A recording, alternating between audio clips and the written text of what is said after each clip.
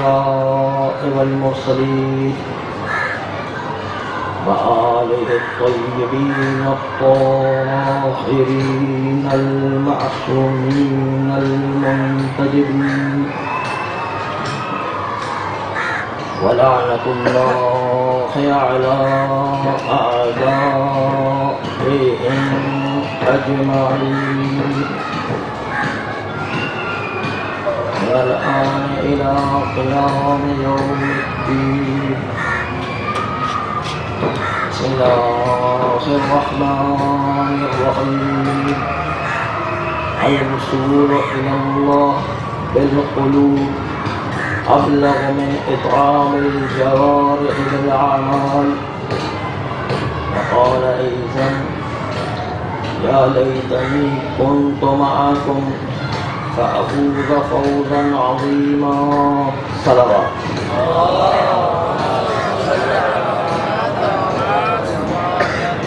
معصوم کے دو جملے آپ کے سامنے پیش.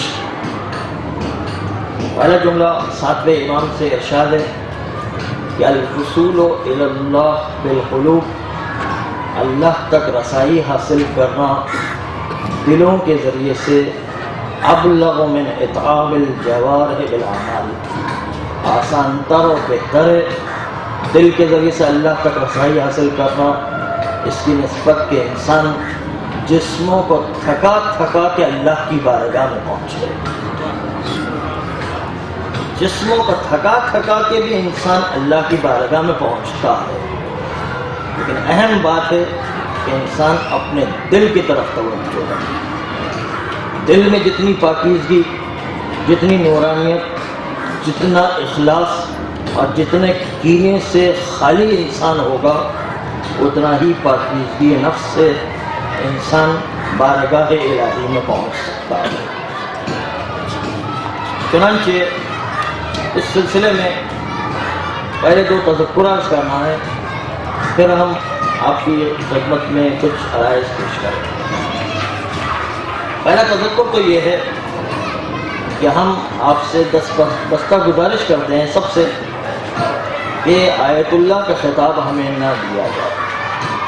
پہلے بھی کئی مرتبہ ہم منع کر چکے ہیں اور آج پھر بھی دستہ گزارش کرتے ہیں کہ آیت اللہ کبھی نہ کہا جائے، اس لیے کہ جس طرح علامہ کا خطاب بدنام ہو گیا ہے اس طرح آیت اللہ کا خطاب بھی بدنام ہو گیا ہے. صرف آیت اللہ کا خطاب مراجع کرام کے لیے رکھا جائے جو تقدس عوام کے ذہن میں وہ برقرار رہے، ورنہ ہر آنے جانے والے کو آیت اللہ کا خطاب دینے لگ گئے تو نتیجہ یہ ہوگا کہ علامہ کے خطاب کی طرح یہ بھی بگڑتا ہے، اور اتنا بگڑتا ہے، الفاظ اتنے بگاڑ دیے جاتے ہیں کہ اس کی حقیقت اور روح ہی ختم ہو جایا کرتی ہے. پچھلے دن اخبار میں آیا تھا کہ 2 افراد زہریلی شراب پینے سے شہید ہو گئے. بتائیے شہید ہونے کا کیسا نظریہ پیش کیا ہے. زہریلی شراب پینے سے شہید ہو گئے.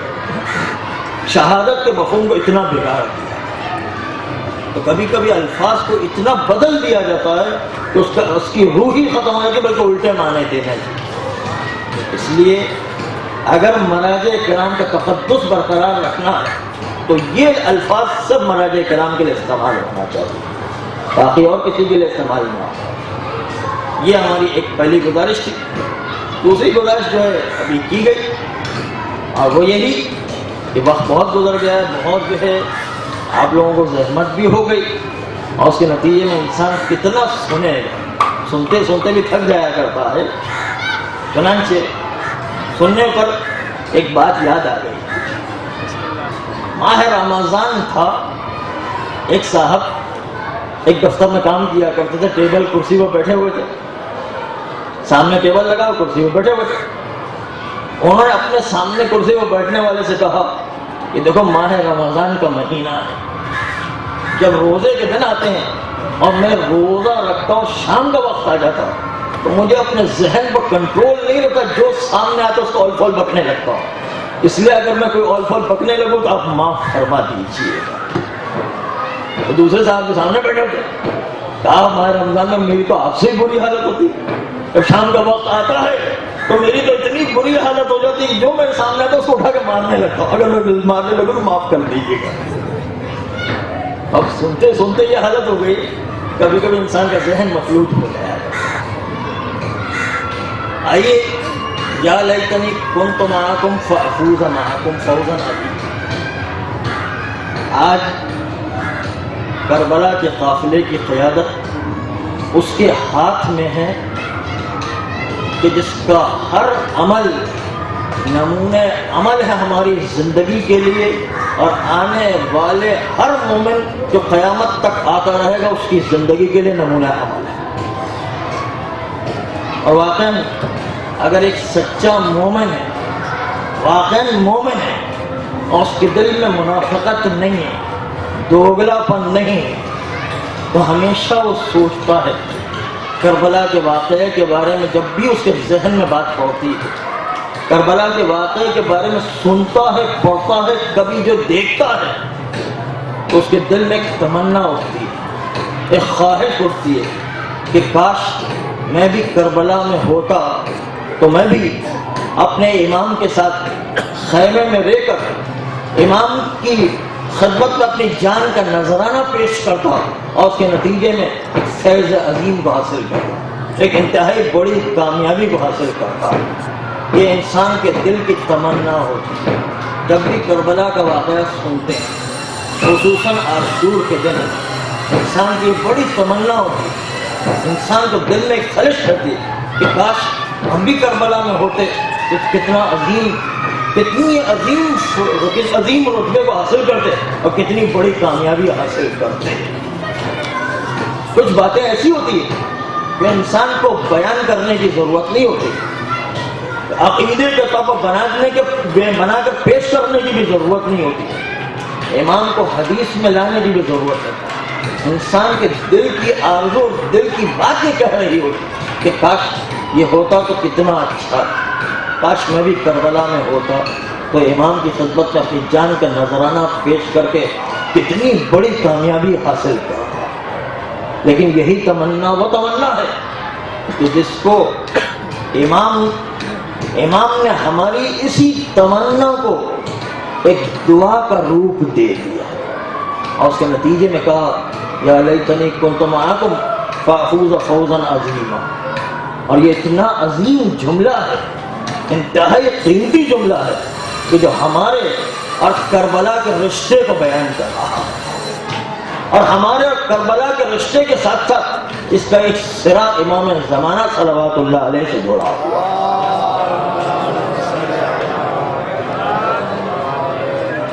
چنانچہ انسان کی بڑی خواہش ہوا کرتی ہے، اور آپ نے دیکھا ہوگا کہ جتنی بھی زیارتیں پڑھتے ہیں ان زیارتوں میں زیارتیں عام طور پر ختم ہوتی ہے السلام علیکم ورحمۃ اللہ وبرکاتہ، لیکن یہ زیارت وارثہ کی خوبی ہے کہ جس زیارت وارثہ میں اس پر جملے پر ختم نہیں ہوگی بات، بلکہ کہا گیا یا لیتنی کنت معکم فافوز فوزا عظیما۔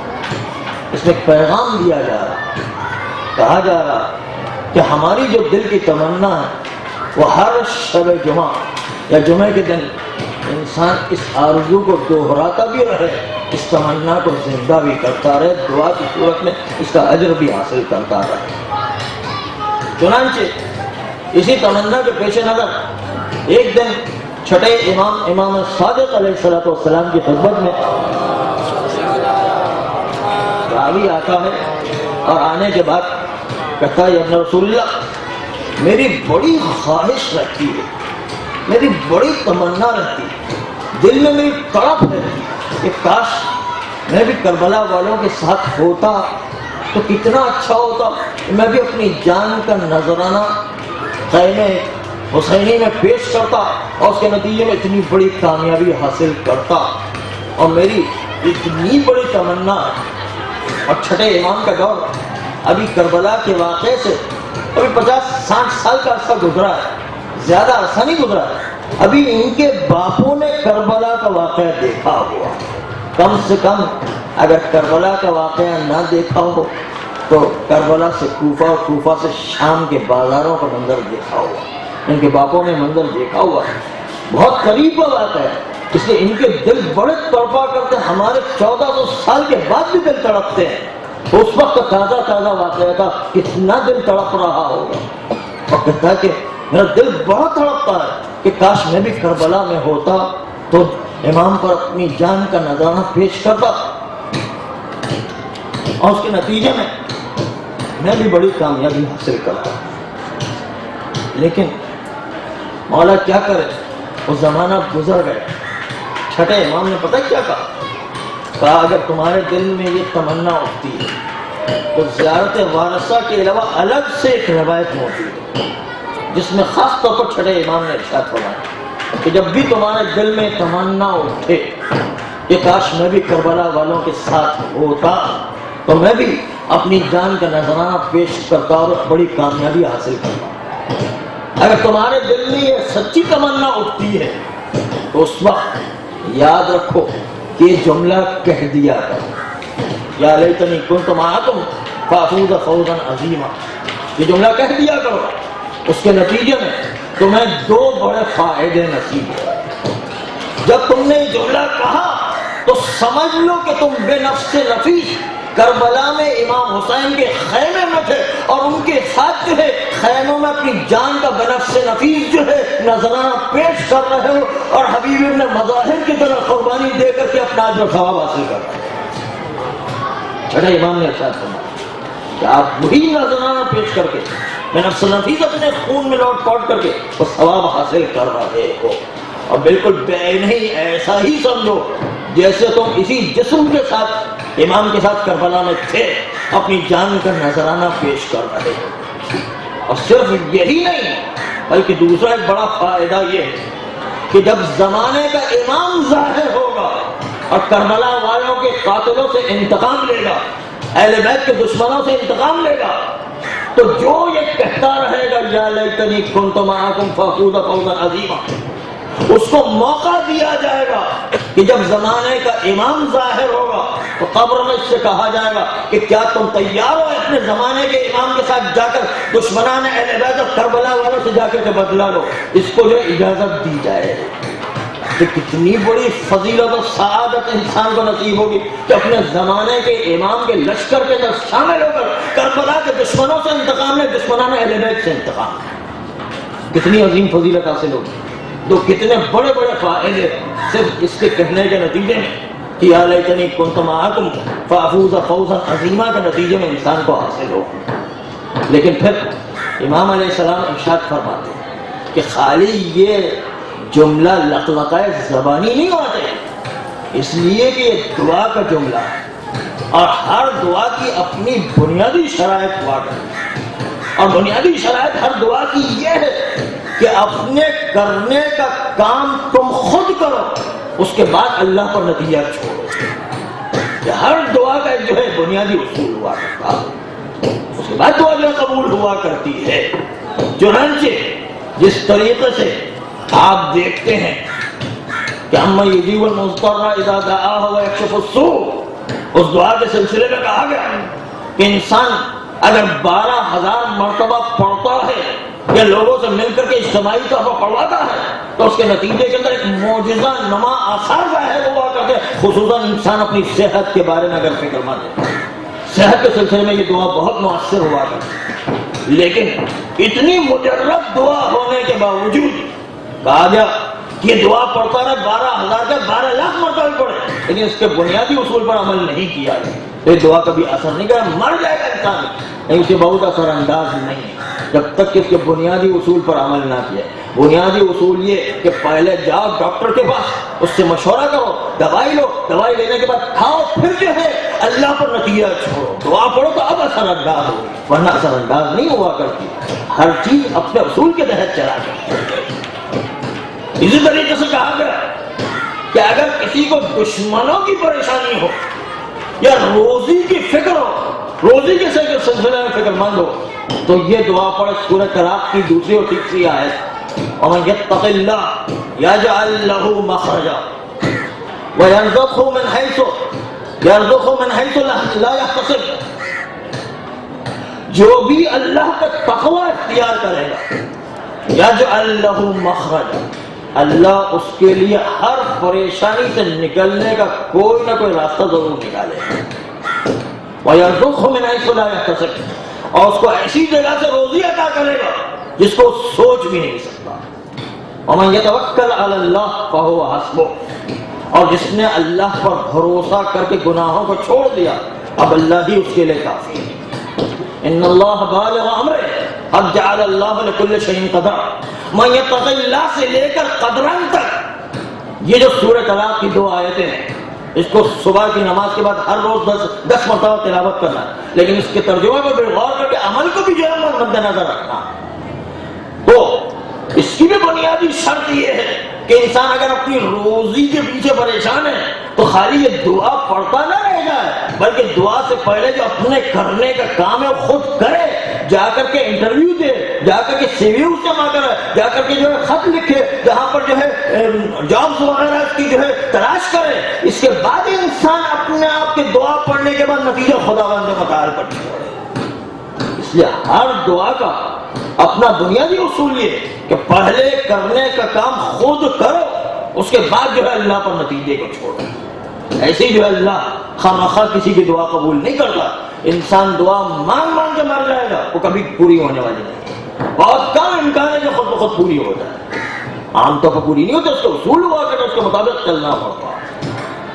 اس طرح ہر دعا کا اصول ہے یا لیتنی کنت معکم فافوز فوزا عظیما. یہ بھی انسان کے دل میں اٹھنے والی دعا اور تمنا، یہ بھی پروردگار عالم ایسے ہی قبول نہیں کیا کرتا. امام علیہ السلام نے فرمایا اس کی بھی 2 شرطیں ہیں.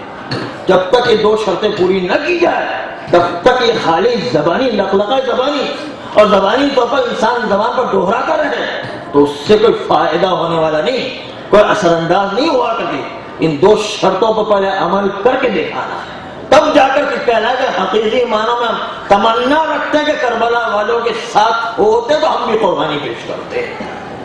پہلی شرط اس کی یہ ہے کہ انسان واقعاً دل کی گہرائی سے چاہتا ہو کہ واقعاً میں کربلا والوں کے ساتھ ہو جاؤں، میں کربلا والوں کے ساتھ حقیقت میں ہو جاؤں، اور اس کے نتیجے میں کربلا والوں نے جس طرح قربانی دی ہے میں بھی اسی طریقے سے قربانی دوں. یہ حقیقت میں دل کی گہرائی سے یہ آواز نکلنا چاہیے. خالی زبانی جمع خرچ نہ ہو، بلکہ دل کی گہرائی سے مانتا بھی اور قبول کروانا بھی چاہتا ہو. چنانچہ آپ نے دیکھا ہوگا کہ ایک صاحب جا رہے تھے، جاتے جاتے ان کو دوسرے صاحب مل گئے اور کہا کہ بھائی آپ تو 2 مہینے سے نظر ہی نہیں ہے، کہاں چلے گئے تھے؟ اتنے دنوں سے جو ہے آپ کی زیارت ہی نہیں، آپ تو روزانہ مسجد میں ملا کرتے تھے، آج اتفاق سے کیا ہو گیا کہ آپ 2 مہینے سے غائب ہیں؟ 2 مہینے کے بعد بڑی مشکل سے آپ نے زیارت کروائی، اصل کوئی مسئلہ ہو گیا تھا؟ کیا بات ہو گئی تھی؟ کہاں بھائی کیا کریں، اصل میں مسئلہ یہ ہو گیا تھا کہ ہمارا بیٹا دبئی میں پکڑا گیا اور اس کے نتیجے میں دبئی کی حکومت نے ان کے اوپر 1 ملین روپے کا جرمانہ کر دیا.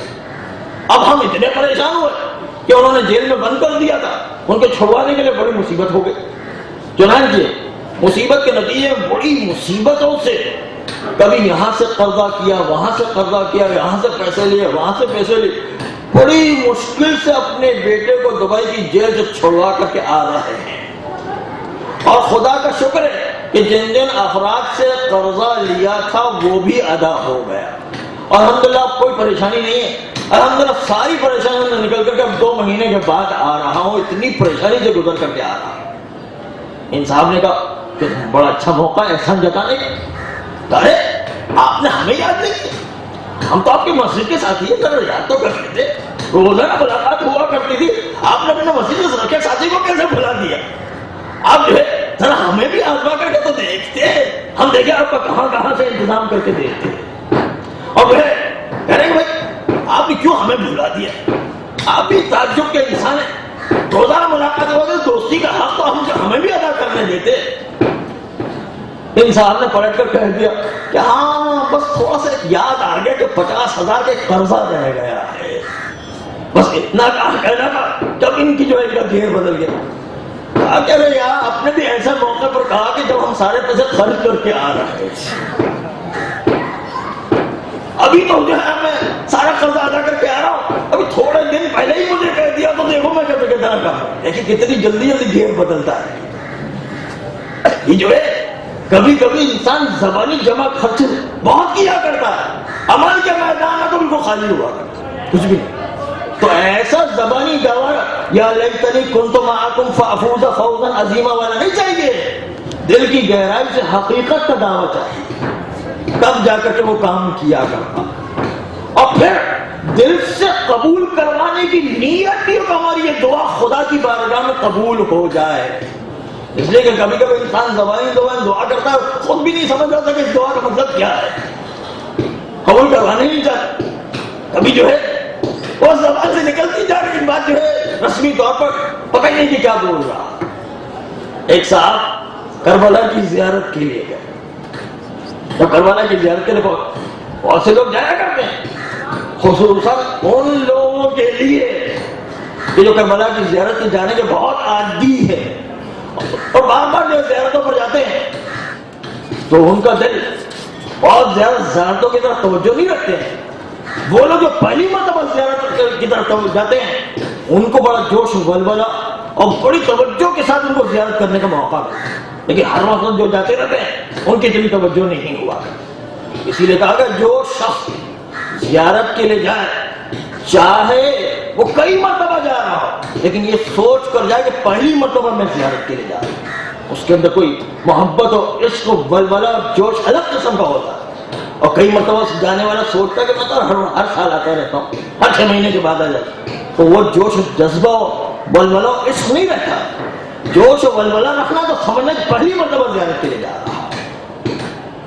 جیسے 2 جملے معصوم کے اور بھی ملتے ہیں کہ اگر کسی انسان کو دنیا کے معاملے میں کام کرنا ہو تو سمجھ لے کہ ایسا مضبوط کام انجام دے جیسے اس کو قیامت تک رکھنا, کبھی اس کو مرنا ہی نہیں. معصوم کا جملہ ہے, اگر دنیا کے معاملے میں کوئی کام کرنا اتنا مضبوط کام کرو کہ جس کے نتیجے سمجھو کہ ہمیشہ ہمیشہ مجھے دنیا میں رہے. اس لیے یہ نہ سمجھو کہ مر جانا ہے, نہیں, کام مضبوطی سے انجام. اور آخرت کے بارے میں اگر کوئی کام انجام دو تو سمجھ لو کل مر جانا ہے. کل مر جانا ہے تو پھر دیکھیں کس نے آخرت کے سلسلے میں توجہ عشق کے ساتھ کام کیا. کسی کو پتا ہو کہ کل مجھے مر جانا ہے تو مصلی پر بیٹھ کے کیسی تلاوت کرے گا, کیسی نماز انجام دے گا, کتنی روحانیت کے ساتھ کام انجام, توجہ الگ ہی ہو جایا کرتی ہے. اس لیے دنیا کے معاملے میں مضبوطی سے کام انجام دینے سے مرنا ہی نہیں, اور آخرت کے سلسلے میں ایسا کام انجام دینا جیسے کل مر جانا. معصوم کے جملے تھے. چنانچہ زیارت کے سلسلے میں معصوم کا جملہ ہے کہ ایسا جو ہر سال جانے والا بھی ہو پھر بھی وہ دل میں سوچ کر جائے کہ پہلی مرتبہ جو زیارت معصوم کے لیے جا رہا ہے, اسے وہ جوش ولولہ عشق محبت رہا کر, ورنہ وہ چیزیں نکل جایا کر. خاص طور پر ہم نے حج میں پریکٹیکلی دیکھا ہوا ہے. ہم 7 سال گئے تو ہم نے جو دیکھا کہ حج کرنے کے بعد انسان کا دل خانہ کعبہ سے اتنا اکتا جاتا کہ بس جھگڑے کر رہے ہوتے کہ پہلے ہم فلائٹ میں جائیں گے, پہلے ہم فلائٹ میں جائیں گے, اتنا دل اکتا جاتا. اور معصوم کا بھی جملہ ہے کہ جیسے ہی حج مکمل ہو, ایک دن بھی خانہ کعبہ کے پاس نہ ہو, فوراً جو اپنے وطن چلے جاؤ. اسی وجہ سے کہ انسان کی محبت کم ہو جائے گا, عشق کم ہو جائے گا. چنانچہ ایک صاحب جو زیارت کے لیے پہنچے کربلا, اب پہلی مرتبہ پہنچے, ساری دعائیں کر رہے, کرتے کرتے کرتے ان کو بہت اچھا لگا کربلا. بہت اچھا لگنے کے بعد دعا کر دی کہ مولا کتنی مشکل سے تو میں کربلا کی زیارت کے لیے آیا ہوں, مولا اتنا اچھا ماحول ہے, اتنی اچھی زیارت ہے, اتنی اچھی دعائیں پڑھ رہا ہوں, اتنا اچھی نمازیں ہو رہی ہیں, ہر چیز مل رہی ہے, اتنا روحانی ماحول ہے. پروردگارا مولا آپ کے صدقے میں جو ہے پروردگار عالم مجھے جو ہے اب اپنے وطن جانے کا جی ہی نہیں دیتا, مولا اب آپ مجھے اپنے پاس ہی رکھ دیجیے. یہ دعا جو زبان سے کر. تھوڑے دنوں بعد ہوا یہ کہ بیمار پڑے, اور بستر میں ایسے پڑے کہ ہلنے کی طاقت نہ رہی. اب اتنے بیمار پڑے کہ جس کے نتیجے ان کو موت نظر آ رہی. موت کے اندر حالت یہ ہو گئی کہ بستر پر لیٹے لیٹے آسمان کی طرف دیکھتے ہوئے کہتے کہ پروردگار میں نے دعائیں تو بہت مانگی تھی, یہی دعا قبول کرنی تھی. تو کبھی کبھی ایسا ہوتا ہے کہ انسان جو ہے دعا قبول کروانا ہی چاہتا ہے، خالق زبانی تو کوئی بات نہیں جو ہم خرچ کر رہا ہوتا. تو اصل جو ہے یا لیتنی کنت معکم فافوز فوزا عظیما، یہ دل کی گہرائی سے دعا نکلنا چاہیے. لیکن جو لفظ ہے زبانی یا دعا قبول کروانے ہمیں توجہ ہی نہیں، حقیقت میں دل کی گہرائی سے دعا نکلنا چاہیے. پہلی شرط اس کی یہ ہے کہ انسان کی دل کی گہرائی سے دعا ہونا چاہیے. اور دوسری بات یہ ہے کہ انسان کی یہ دوسری شرط بڑی پختہ اور بڑی آزمائش والی شرط، اور شرط یہ ہے کہ انسان یہ جملہ کہنے کے ساتھ ساتھ پروردگار عالم سے عہد کرے کہ جو امام حسین علیہ السلام کا مشن تھا میں ساری زندگی اس پر کام کرتا رہا ہوں، خود بھی کرتا رہوں گا، دوسروں پر بھی عمل کر رہا ہوں. یہ جو ہے جذبہ اس یا لیتنی کنت معکم فافوز فوزا عظیما کے ساتھ، یہ دو شرطیں پوری کرے گا تب جا کر جو ہے اتنی عظیم انسان کو فضیلتیں اور اجر و ثواب نصیب ہو. خامخواہ پروردگار مفت میں زبانی خرچ سے جمع خرچ سے یہ اتنے بڑے بڑے عہدے اور فضیلتیں اور سعادتیں نہیں دے دیا کرتا ہے، اس کے لیے بڑی قربانیاں دینا پڑتی ہے. زندگی پر انسان خود بھی واجبات کی پابندی کرتا ہے، حرام سے بچتا ہے اور دوسروں کو بھی اس کو بچاتا رہے، اور امام حسین کے مشن پر کام کرتا رہے. کوئی آسان کام نہیں، کہتے نا آسان ہے، بڑی کڑی شرط ہے. جب تک یہ انسان اس پر عمل نہ کرے تب تک جو ہے اتنی آسانی سے انسان ان چیزوں کو حاصل نہیں کر سکتا. اسی لیے ایک دن امام سجاد جو چوتھے امام سجاد علیہ السلام کی خدمت میں ایک راوی تھا، دعا پڑھ رہا تھا. زیارت وارثہ پڑھتے پڑھتے اس نے پہلے تو دعا زیارت پڑھنا شروع کی، السلام علیکم یا ابا عبداللہ. پھر وہ زیارت مکمل کرنے کے بعد حضرت عباس کی زیارت پڑھ رہا ہے، حضرت علی اکبر کی زیارت پڑھ رہا ہے، سائر شہداء کی زیارت پڑھ رہا ہے. پڑھتے پڑھتے سید سجاد اس کی زیارت کو سنتے رہے، اور سنتے سنتے جب جو ہے وہ راوی جب اس جملے پر آتا یا لیتنی کنت معکم فافوز فوزا عظیما، کہ کاش میں بھی کربلا والوں کے ساتھ ہوتا تو اپنی جان کا نذرانہ پیش کر کے عظیم کامیابی حاصل کرتا. ایک مرتبہ سید سجاد کھڑے ہو جاتے ہیں اور کہتے ہیں کہ کیا تو نے سمجھا ہے کہ کربلا ختم ہو گئی ہے؟ کیا کربلا کوئی ختم نہیں ہوئی، کربلا اب تک چل رہی ہے اور کربلا ہر وقت چلتی رہے. اور پھر جو سید سجاد نے جملہ ارشاد فرمایا کل ارض کربلا اور کل یوم عاشور، ہر زمین کائنات کی زمین کربلا جہاں پر بھی حسین کے مشن کو پورا کیا جا رہا، ہر سانس انسان کی جس جگہ پہ سانس لے وہ روز عاشورہ کا سانس. اور یہ اس وقت تک مکمل نہیں ہوگا جب تک کہ زمانے کا امام آ کر کے کربلا کے دشمنوں سے اپنا انتقام نہیں لے گا، اہل بیت کے دشمنوں سے انتقام نہیں لے گا. یہ کربلا کا جو جہاد جاری رہے گا جب تک کہ جو ہے وہ آنے کے بعد پوری دنیا میں عدالت کا نظام اور ظلم کو ختم نہیں کر دیں گے تب تک کربلا کا جہاد جاری ہے. کربلا کا جہاد اس وقت جاری رہے، چنانچہ کربلا کا جہاد جاری ہے. سید سجاد نے سکھا کہ کیا تو یہ سمجھ رہا ہے کہ جو تو جس جگہ بیٹھا ہوا ہے کیا وہ کربلا نہیں ہے؟ کیا جو جس جگہ تو زندگی گزار رہا ہے وہ زمانہ کیا وہ زمانہ عاشور کا زمانہ نہیں ہے؟ نہیں، ہر زمانہ عاشور کا زمانہ، ہر زمین کربلا کی زمین. کبھی کربلا کی زمین میں بڑی وسعت ہے، عاشور کے دن میں بڑی وسعت ہے. چنانچہ یہ جو کربلا کا جہاد جاری رہے گا جب تک کہ انسان دیکھتا ہے کہ دنیا میں وہ جو زیارت وارثہ کا جملہ بھی ہے ان اقمت الصلاۃ وآتیت الزکاۃ وامرت بالمعروف ونہیت عن المنکر حتی اتاک الیقین، نماز قائم کرتا رہے گا، زکوٰۃ ادا کرواتا رہے گا، امر معروف نہی عن المنکر کے وظیفے کو انجام دیتا رہے گا جب تک یقین یعنی موت نہ آ جائے. موت تک یہ کام کرتا رہے گا، اس حسین کے مشن کو جاری رکھتا رہے گا. اور یہ حسین کا مشن اس وقت تک جاری رہے گا جب تک انسان دیکھتا ہے کہ بے پردگی سامنے آ رہی ہے، اس کی ذمہ داری ہے بے پردگی کو ختم کرنے کی کوشش. داڑیاں منڈائی جا رہی ہے، یہ بھی کربلا کے جہاد کا حصہ ہے کہ لوگوں کو داڑھی رکھوائی. نماز قضا کی جا رہی ہے، نماز قضا کرنے کے خلاف جہاد کیا جائے. مکس گیدرنگ ہو رہی ہے، مکس گیدرنگ کے خلاف جہاد کیا جائے. کہیں پر گانے بجانے کی محفل ہے تو گانے بجانے کی محفل کے خلاف جہاد کیا جائے. جہاں جو برائی و ظلم ہو رہا ہے، جو بھی کبھی کام ہو رہا ہے، امام حسین کا مشن جاری ہے، کربلا جاری ہے، اور سانس کربلا کی سانس ہے کہ جو انسان کو اس کربلا کی سانس میں زندگی گزارنا. چنانچہ کربلا ختم نہیں ہوئی ہے، وہ مسلسل جاری ہے. ہر ایک اپنے اپنے جگہ پر اپنی اپنی سانسوں میں کربلا کو محسوس کرے، حقیقت میں روح کی گہرائی سے کربلا والوں کے ساتھ ہونے کی تمنا کرے، اور ساتھ ساتھ ان کے مشن کو پورا کرتا رہے.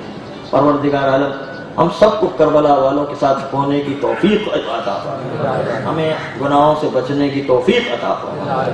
پروردگار عالم ہمارے گناہ کبیرہ و صغیرہ کو معاف فرمائے. پروردگار حوزات علمیہ کی حفاظت فرمائے، مراجع اعظام کی حفاظت فرمائے. انقلاب اسلامی ایران و عراق و لبنان و بحرین کی حفاظت فرمائے. اور سیستانی خامنہ آغا سید حسن نصر اللہ کی حفاظت فرمائے. ہم سب کو بھی امام زمانہ علیہ السلام کا سچا سپاہی قرار دے، ان کے آوان و انصار میں شامل ہو کر جام شہادت نصیب فرمائے.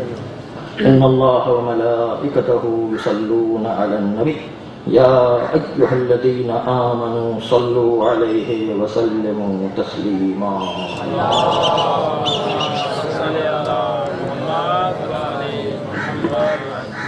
بر محمد آل محمد بلندتر صلوات.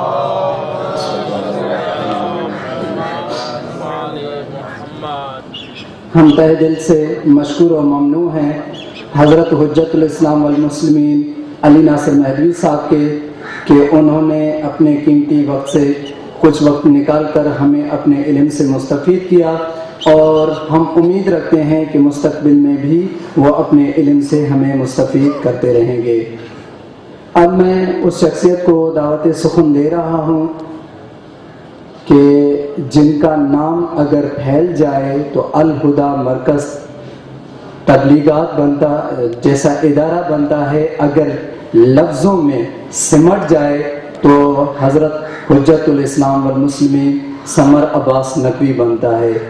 میں اب بغیر کسی تاخیر کے دعوت سخن دیتا ہوں چیئرمین الہدیٰ مرکز تبلیغات اسلامی، مرکز تبلیغات پاکستانی حضرت حجت الاسلام والمسلمین سمر عباس نقوی صاحب کو کہ وہ آئیں اور اپنے علم سے ہمیں مستفید کریں. آغا صاحب کی صحت و سلامتی کے لیے اور آپ کی صحت و سلامتی کے لیے حضور امام مہدی علیہ السلام کے لیے باواز بلندتر صلوات.